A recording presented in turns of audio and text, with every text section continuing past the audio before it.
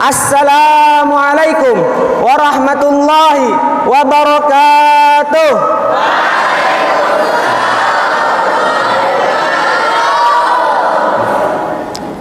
Alhamdulillahi rabbil alamin alladzi bi ni'matihi tatimmus shalihat wa bil amali wat ta'at wa tatanazzalul barakat.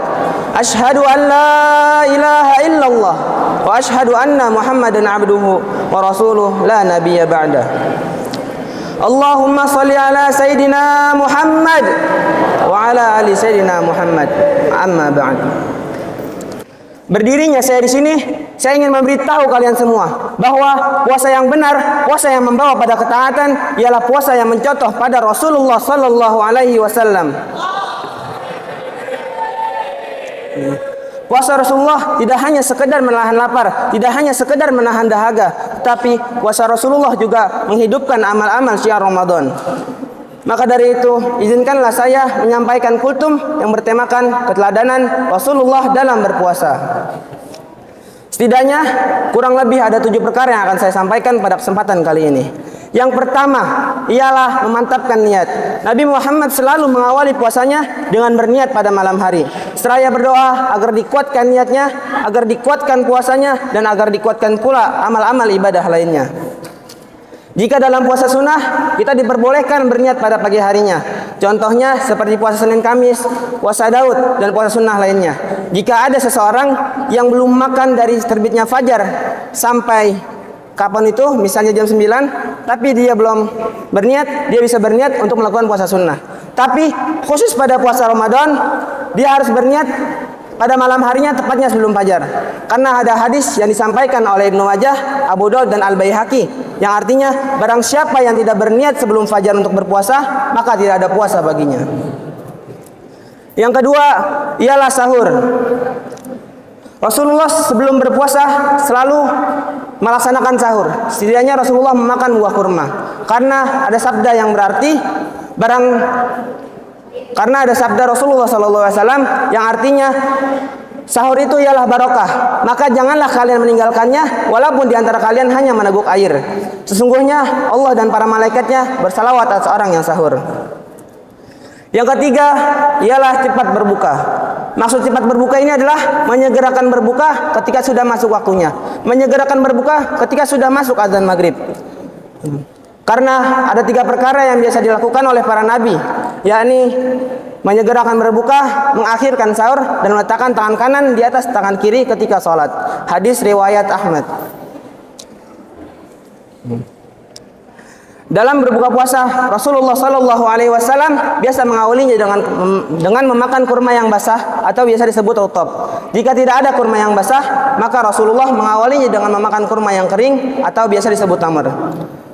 Sebaiknya jika kalian berbuka dengan kurma, makanlah dalam jumlah yang ganjil, karena ini merupakan kesunahan, seperti makan 1 kurma, 3 kurma, 5 kurma, dan seterusnya. Yang keempat ialah memperbanyak berdoa, terutama sebelum berbuka, karena waktu menjelang berbuka puasa ialah waktu yang mustajab untuk berdoa. Ada salah satu doa yang biasa dipanjatkan oleh Nabi Muhammad SAW. Sebagaimana hadis yang diriwayatkan oleh Imam Abu Daud, doanya zahabaz dhama'u wa batallatil 'uruqu wa sabatal ajru insyaallah. Yang artinya telah hilang dahaga, telah basah urat-urat, dan telah ditetapkan pahala insyaallah. Yang kelima ialah berbagi kepada orang yang berbuka puasa. Karena ada hadis yang diriwayatkan oleh Imam Tirmizi, barang siapa yang memberi makan orang yang berbuka puasa akan mendapatkan pahala sebagaimana orang yang berpuasa tanpa mengurangi pahalanya sedikit pun. Maka dari itu kita gabungkan poin keempat dan poin ketiga dan poin kelima tadi. Jika Rasulullah biasa berbuka dengan kurma yang ganjil, dan jika bersedekah mendapatkan pahala seperti orang yang berpuasa, jika ada seseorang yang mempunyai kurma dalam jumlah genap, maka berilah temannya agar dia memakan jumlah yang ganjil. Karena dengan melakukan hal ini dia bisa mendapatkan 2 pahala, yakni pahala bersedekah dan pahala melakukan kesunahan. Yang keenam ialah memperbanyak tadarus. Sungguh beruntungnya kita, sungguh berbahagianya kita, karena kita berada di pondok pesantren Tahfiz Al-Kaukab, yang dimana setiap harinya kita membaca Al-Quran, setiap harinya kita menghafal Al-Quran, dan setiap harinya pula kita memurojaah hafalan kita. Jangan tinggalkan kebiasaan baik ini. Meskipun nanti kalian sudah lulus dari pondok pesantren Al-Kokab ini, janganlah kalian melupakan hafalan-hafalan kalian. Janganlah kalian meninggalkan Al-Quran kalian. Karena sebagaimana yang telah disampaikan oleh Kak Firly pada malam ketiga, selain memberi syafaat, Al-Quran juga dapat melaknat seseorang. Yang terakhir atau yang ketujuh ialah memperbanyak istighfar, terutama pada malam terakhir Ramadan. Kenapa? Karena pada malam terakhir Ramadan, situlah kemungkinan terjadinya malam Lailatul. Kan banyak ulama yang mencari kapan sebenarnya waktu malam Lailatul Qadar itu.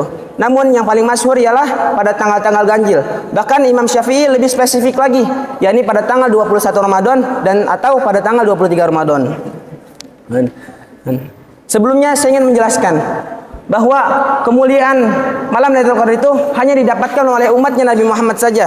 Kenapa? Karena ini sebagai bentuk keseimbangan antara umat-umat sebelumnya.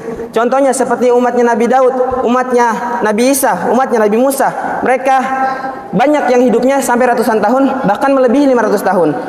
Jika mereka gunakan untuk ibadah, maka tentunya tidak sebanding dengan kita yang umurnya kurang lebih hanya 60 tahun.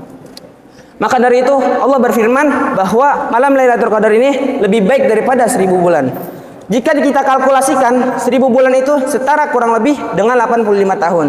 Jadi barang siapa yang beribadah pada malam Lailatul Qadar itu lebih baik daripada dia beribadah selama 85 tahun di hari-hari biasa. Maka dari itu kita manfaatkan Ramadan kali ini sebaik-baiknya. Karena kematian itu hanyalah rahasia milik Allah Subhanahu wa taala. Kita tidak tahu apakah malam Lailatul Qadar berikutnya, apakah Ramadan berikutnya kita masih bisa berjumpa dengannya ataupun tidak. Mungkin hanya ini yang bisa saya sampaikan. Jika ada salah kata mohon dimaafkan. Wabillahi taufiq wal hidayah, waridha wal inayah.